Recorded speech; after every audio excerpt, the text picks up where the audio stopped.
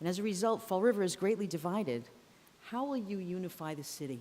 So I think that it's important for people to realize that we're all up here because we want to do best for the city. And they're all out there because they want to make sure that whoever they choose is doing best for the city. Like I said earlier, we're all in this together.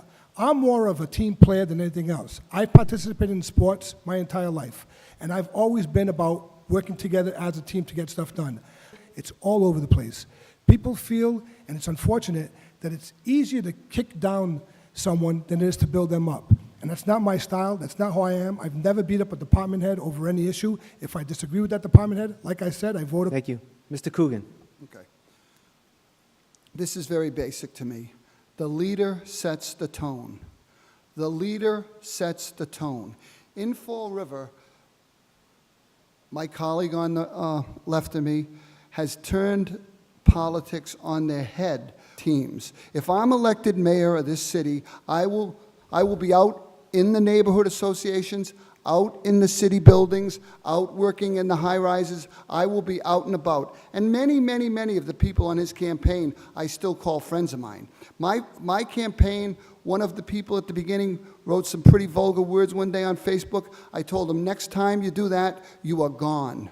I don't want to see that kind of politics. I think that you rebuild a city by working with people. I'm not going to have any trouble when this is over working with Jazel Correa. If he wins or I win, and you have my word on that, we're going to move the city forward. Right now we're in a battle, and things are being said to point out each other's weaknesses. Everyone on the stage is doing it. But if you want to have a leader that sets a tone and takes the city to another level, then I respectfully ask you give me a vote on the 12th, and you'll see the difference in this style of leadership versus our present mayor. That the city has moved forward. I don't think even my opponents disagree that the record speaks for itself. Mr. Coogan, in his opening remarks, said that I was going to list a laundry list of my accomplishments. And I have done a little bit of that. But guess what? Every single one of those accomplishments are not for Jazel Correa. They're for the city of Fall River. They're for you. They're for the taxpayers. This is the stuff that you talk about and that you only dream about. And this is the stuff that we've been able to accomplish together with our teams. So when you talk about building teams, we've built a team with our fire department, with our police department, with our financial team. I think it's unquestionable that this financial team, our executive team, with Judge Macy, with Mary Sahadi, with Kathy Ann Viveris, is the best team in decades here in this community. And Please. Forward.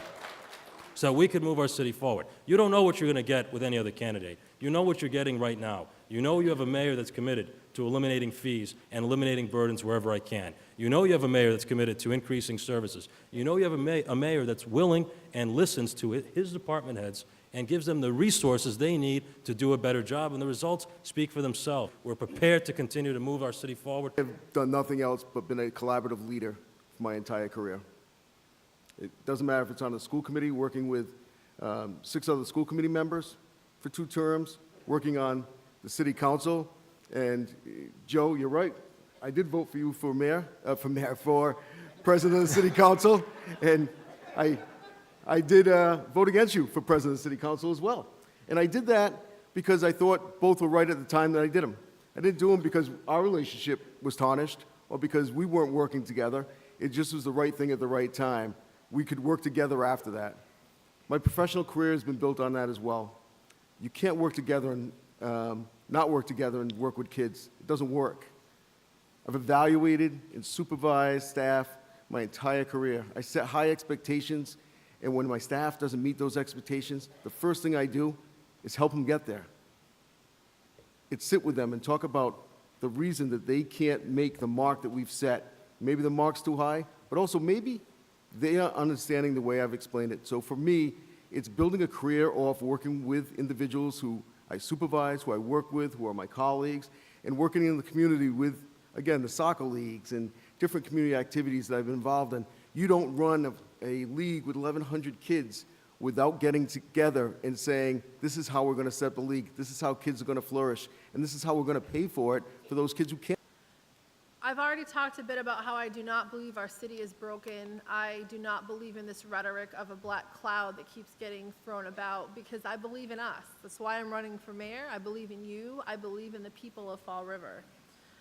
But some ways, some concrete steps that I will make city government work for you work for everyone, not just special interests or campaign donors or friends.